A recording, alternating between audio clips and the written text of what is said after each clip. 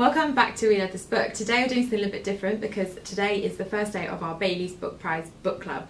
So the shortlist was announced on Monday and these are the 6 books that are on the shortlist, and we've got a book club here at We Love This Book. There's 4 of us in the office who are going to read the whole shortlist, and that's me and Sarah, who is normally behind the camera, is going to be reading along with us, and then 2 of our other colleagues at We Love This Book too. So we're going to be posting on We Love This Book what we think, we're going to be tweeting about the books, and then we're going to do a kind of book club style video the week before the prize is announced, where we have a chat through the 6 books, what we thought, what our personal favourites are, and also what our money is on to win. We would love you to read along with us. Get in touch on Twitter or on Facebook and let us know if you've got a book club, or even if you're just reading by yourself. Let us know which ones you've read, which ones you're excited to read.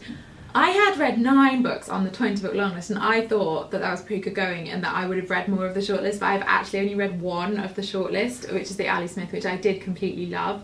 So I'm really looking forward to discovering the other 5 books as well. So to give both me and you guys a flavour of the books on the shortlist, I'm going to read the blurb of the book and also the first line. So do them in alphabetical order, so there's no favouritism. So first of all, it is Outline by Rachel Cusk. A woman writer goes to Athens in the height of summer to teach a writing course. Though her own circumstances remain indistinct, she becomes the audience to a chain of narratives as the people she meets tell her one after another the stories of their lives. I've heard quite mixed things about this one. I'm really looking forward to reading it. I really like the premise, and it was on the shortlist for the Folio Prize as well. First line is, before the fight, I was invited for lunch at a London club with a billionaire I'd been promised had liberal credentials.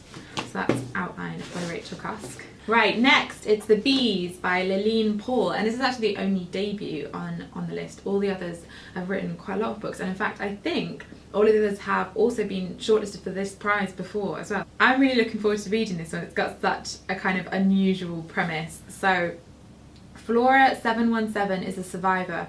Born into the lowest class of the totalitarian high society, she is prepared to sacrifice everything for the Queen, surviving internal massacres, religious purges, and terrifying invasions by vicious wasps. So in case I didn't already give it away, or the title, it's actually set entirely in a beehive and the characters are bees, and I'm really looking forward to seeing how she kind of pulls that off. So the first line of The Bees is, the old orchard stood besieged. So next we've got A God in Every Stone by Kamila Shamsie. This is the paperback which I've just seen today for the first time. It's really, really different from the hardback. On sort of first impressions, I prefer the hardback, but I haven't read it yet, so this might be, I don't know, a better reflection of the book. Summer 1914, young Englishwoman Vivian Rose Spencer is in an ancient land about to discover the Temple of Zeus, the call of adventure and love. Thousands of miles away, 20-year-old Pathan Kiam Gul is learning about brotherhood and loyalty in the British Indian Army. And the first line is, fig leaves and fruit twirl in Skylax's hands. She's really well known for writing these kind of completely absorbing, epic, kind of sprawling historical novels. So I'm really looking forward to seeing what happens next. Right, next is Ali Smith, which is, as I said, the only one that I've actually read. Is one of my favourites from last year. I'm really happy that it's been shortlisted. So how to do both. So, a Renaissance artist of the 1460s, a child of the 1960s.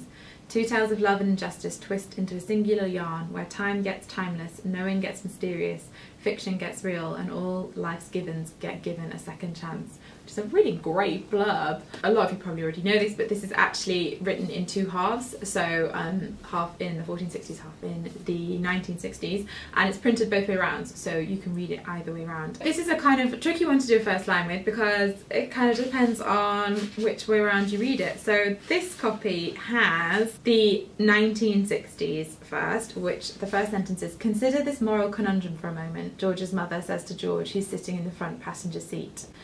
And then I'll also give you the first line of the second half, which is, actually I'm not, because the second half starts in the this kind of like twisty 3, 4, 5 page, 1 sentence kind of sort of poem, kind of lyrical bit, which I would be reading for a long time. And next we've got A Spool of Blue Thread by Anne Tyler.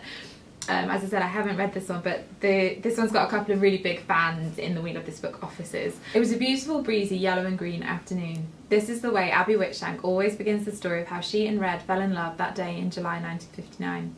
The whole family on the porch, relaxed, half listening as their mother tells the same tale they have heard so many times before.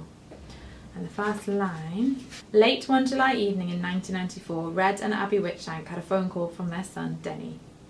Right, so finally the last book on the shortlist is Sarah Waters' The Paying Guests.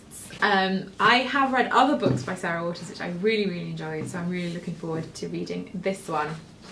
So, it is 1922 and London is tense. Ex-servicemen are disillusioned, the out of work and the hungry are demanding change. And in the south of the city, on genteel Champion Hill, in a hushed Camberwell villa, still recovering from the devastating losses of the First World War, life is about to be transformed. And the first line is: the barbers had said they would arrive by 3. Which is a good first line.